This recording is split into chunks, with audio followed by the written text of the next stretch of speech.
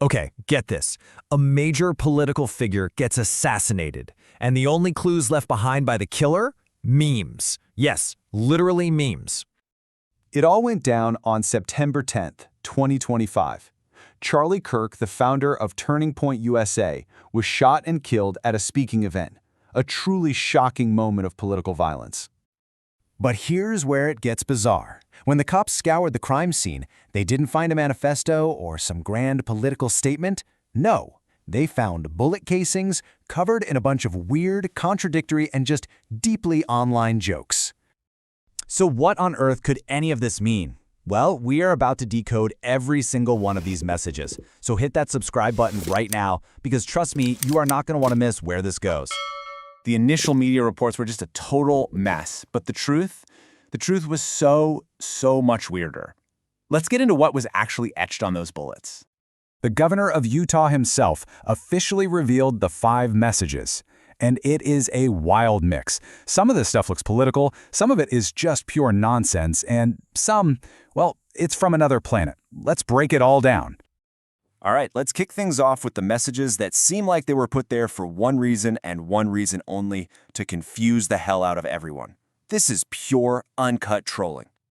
First up, the message found on the actual bullet that was fired. Notice his bulge, OW, what's this? I'm not kidding, you heard that right. So OWO is this classic online meme. You've probably seen it. It comes from the furry community, and here's the key part. It has absolutely no political meaning. Its whole purpose is just to be intentionally awkward and cringy. So the verdict from the experts? The shooter almost certainly put this on the bullet just as a sick joke for the investigators. A deeply disturbed prank from the middle of a crime scene. And then there's this absolute classic, straight from the middle school internet playground: if you read this, you are gay, lmao. I mean, this is a total throwback. It's a generic insult you'd see in a chat room from like 2007.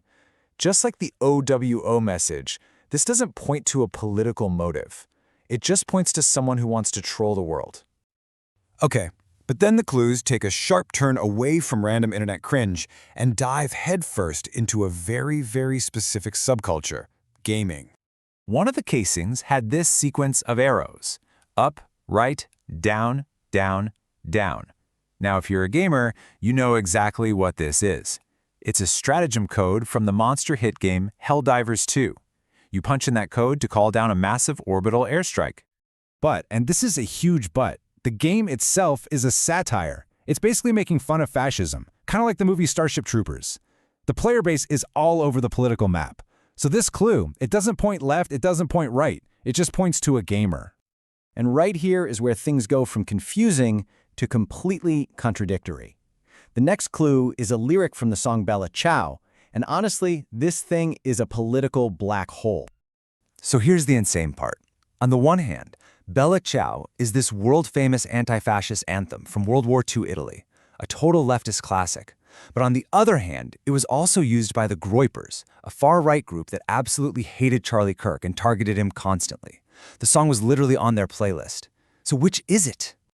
And just to make your brain melt a little more, the song is also in the video game Far Cry 6, which ties it right back to our shooter's obvious gaming habits. So it's an anti-fascist song, a far-right troll song, and a video game song all at once. It's a total paradox. Okay, so after all that, where does this leave us? The motive feels like it was deliberately hidden inside a maze of contradictory memes, and it could point to a few completely different people.